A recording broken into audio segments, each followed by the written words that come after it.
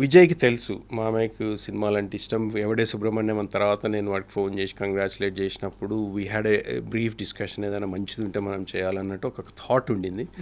సడన్గా తరుణ్ భాస్కర్ కనెక్ట్ కావడము, ఈ స్టోరీ రావడము, నాకు ఫోన్ చేసి మామ ఇది ఒక మంచి సినిమా ఉంది, చాలా ఈజీగా అయిపోతుంది, అంటే మీరు పైసలు లాసైనా మీకేం డెంట్ కాదు, you are in that situation now, position now, can we do అది అని అంటే ఇమ్మీడియట్గా తరుణ్ భాస్కర్ తోటి కనెక్ట్ కావడము, స్టోరీ వినడం, నాకు బాగా నచ్చడము, అదంతా చాలా ఫాస్ట్గా అయిపోయింది. I said let's do it, ఏదో ఒకటి చేసి ఏముంది. ఆ కాలంలో పెళ్లి చూపు మేము 65 లక్షలలో తీసినాం అంతే.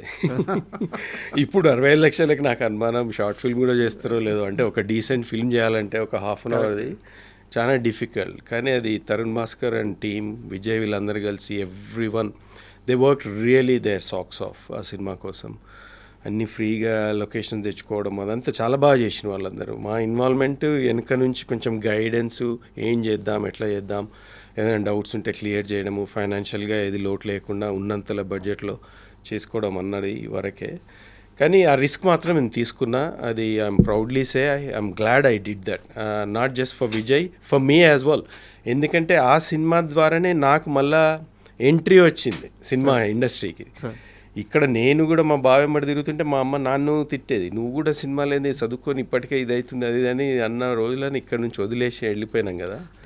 మళ్ళీ పెళ్లి చూపుల ద్వారా మళ్ళీ వచ్చే అవకాశం దొరికింది, అది ప్యూర్లీ విజయ్ వల్లనే.